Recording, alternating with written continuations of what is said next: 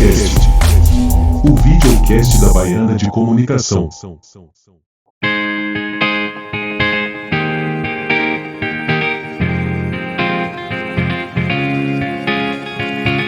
Escola Baiana de Comunicação, única, diferenciada, 100% comunicação.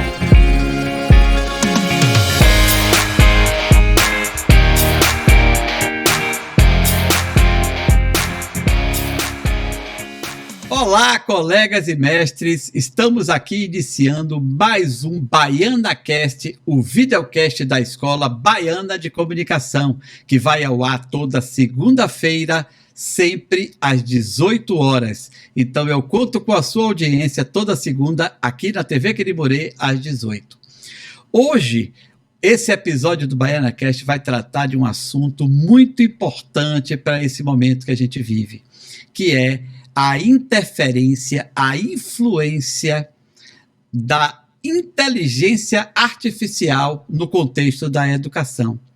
E para não cair de paraquedas nesse tema sem primeiro contextualizar, porque certamente existem muitas pessoas que ainda não sabem exatamente o que é inteligência artificial, eu quero primeiro definir, chamar a atenção do conceito que está por trás do termo inteligência artificial.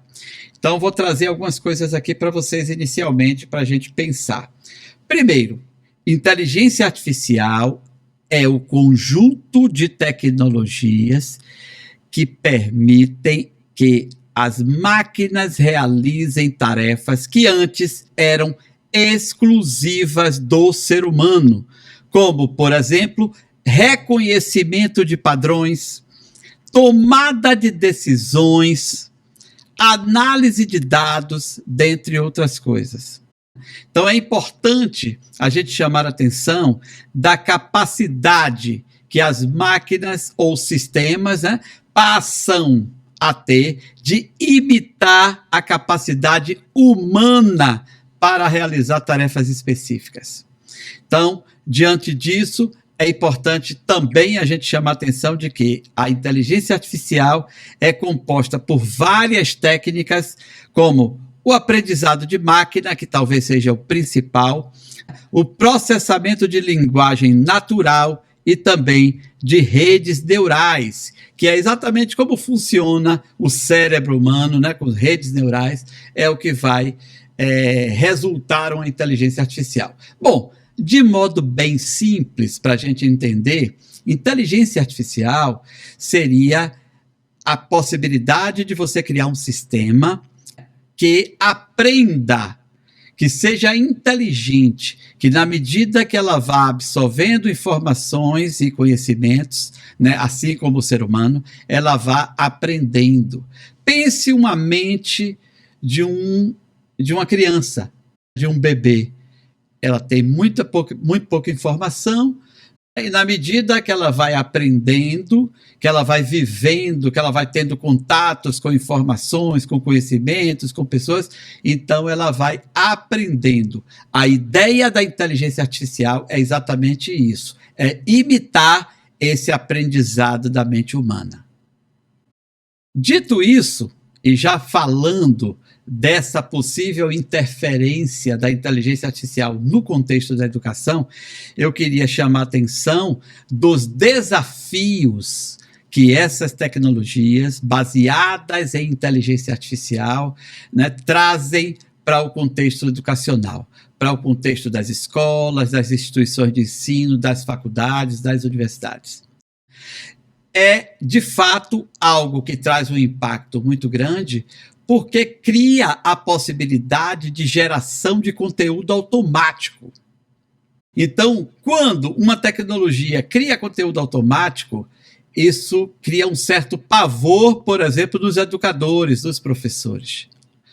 Porque a pior coisa para um professor é ele imaginar que está passando uma informação válida, que está depois avaliando aquele estudante, aquela pessoa que ele fez questão de ter ali um tempo de aprendizagem, e ele não está avaliando nada, ele está, na realidade, recebendo um trabalho que foi gerado automaticamente por um sistema informático. Então, isso cria um certo pavor. Mas só que eu creio que a gente precisa lidar com as tecnologias de uma forma inteligente, para a gente poder, de fato, avançar como uma sociedade tecnológica, mas uma sociedade, sobretudo, humana, né? Quando surgiu, lá muito tempo atrás, as calculadoras digitais manuais, isso foi o pavor de todo professor de matemática, das exatas, né? Da física e tal. Por quê? Porque com a calculadora na mão, todo o cálculo que ele ensinou ao seu aluno a fazer ia por água abaixo. O aluno ali com poucos cliques ali, poucas digitações ali, ele resolvia o problema.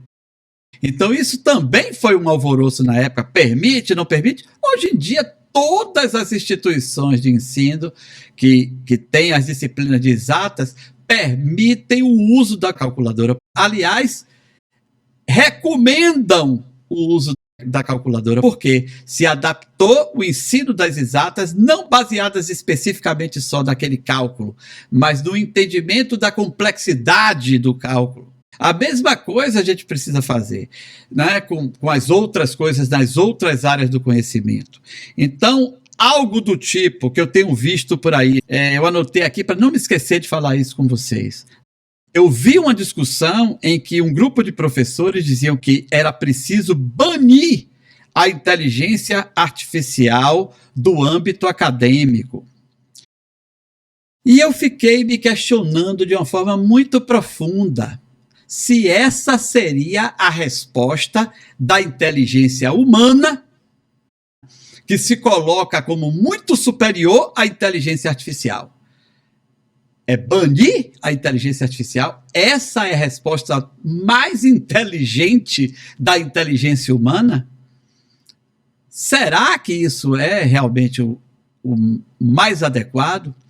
Ou a gente deve intervir para regular, para melhorar o uso, para qualificar os processos de uso dessas tecnologias para o bem do ser humano, para o bem da educação e para o bem da humanidade, né? Então, essa é a grande questão que eu coloco aqui.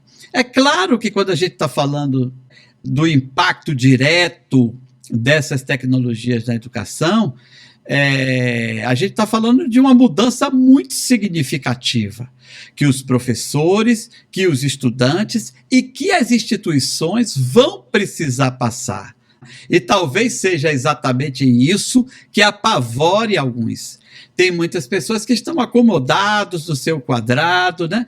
Já tem lá suas aulas prontinhas e dadas, suas avaliações, né, redondinhas ali para trabalhar todo semestre, todo ano letivo. Mas a gente não pode, diante dessas tecnologias, não tem mais como se acomodar. Eu vou dar alguns exemplos de mudanças significativas que a gente passa a ter que ter. Por exemplo, o trabalho prático, ele precisa ser repensado nesse momento. Então, o professor das disciplinas práticas precisa repensar nos seus formatos e, mais do que nunca, ele precisa ser supervisionado em cada uma das suas etapas dos processos. Por quê? Porque a inteligência artificial cria exatamente essa automação. Então, se você pede a um estudante para ele gerar, ou para ele desenvolver, para ele elaborar um vídeo sobre um determinado tema, e você não acompanhar, supervisionar o processo, se você quer que ele faça dentro do processo tradicional, certamente a chance que tem dele fazer essa geração de conteúdo a partir de um aplicativo baseado em algoritmo de inteligência artificial e gerar esse vídeo automaticamente com alguns cliques é muito grande. Então, é preciso que a gente entenda que as disciplinas práticas também precisam ser repensadas nos seus processos. Outra coisa, sabe esses trabalhos escritos? Resumos, análises, fichamentos. Esqueça isso do modo tradicional. Não é é mais possível fazer isso de modo tradicional, porque não há mais como garantir que nenhum estudante vai parar para ler um livro completo, para fazer um resumo para uma disciplina. Se ele tem nas mãos dele a possibilidade de solicitar a um aplicativo de inteligência artificial um resumo inédito a partir da perspectiva que ele deseje. Por exemplo, se ele é um estudante de comunicação, ele pode pedir a essa inteligência artificial para fazer um resumo a partir da perspectiva de comunicação, das teorias da comunicação, ou das práticas da comunicação, do jornalismo, da publicidade e propaganda, das relações públicas, do audiovisual, da rádio e TV, enfim, né? Você consegue um texto inédito sobre aquilo. Então é muito importante que a gente entenda que esse tipo de atividade não é mais possível ser feito. Você pode até fazer isso em sala de aula, assistido, de forma específica, ou o pulo do gato, inserir na atividade o uso da inteligência artificial, que aí é mais importante ainda, porque você simplesmente já insere um indivíduo naquele ambiente, ele já sabe que pode usar aquilo, só que você indica os caminhos do uso dessa tecnologia para a elaboração daquele trabalho, que, no meu modo de ver, é a forma mais inteligente de se inserir essas tecnologias e não fugir delas. Então, um ponto importante é esse das atividades avaliativas. Outro ponto, a metodologia das aulas. A gente agora, com a inteligência artificial, é preciso que a gente priorize as atividades assistidas em sala de aula ou em laboratório, né? Porque, de fato, ali você acompanha a produção do estudante. É muito importante, como eu acabei de falar aqui agora, que a gente inclua esses aplicativos baseados em inteligência artificial como instrumento metodológico das nossas aulas. Outra coisa muito importante, esqueça por alguns momentos o uso das tecnologias, do audiovisual, de todas essas possibilidades que a gente tem hoje no ambiente de aula, e priorize o diálogo, a conversa, o desenvolvimento intelectual do seu aluno a partir dessa questão que é muito importante, que é você fomentar nele o pensar estratégico sobre o tema que você está trabalhando. Então, isso, para mim, é um ponto importantíssimo, né? Veja, o que é que eu anotei aqui para a gente não deixar de passar para vocês antes da gente concluir o nosso episódio de hoje? Essas inteligências artificiais, elas certamente vão contribuir para a emancipação e autonomia dos seus alunos, porque eles certamente vão utilizar para melhorar o seu dia a dia, o seu tempo, a sua condição. Mas é muito importante que a gente, com essa emancipação e com essa autonomia, a gente possa também atribuir responsabilidade ao estudante em relação à sua aprendizagem, né? E isso a gente pode fazer de muitas formas diferentes.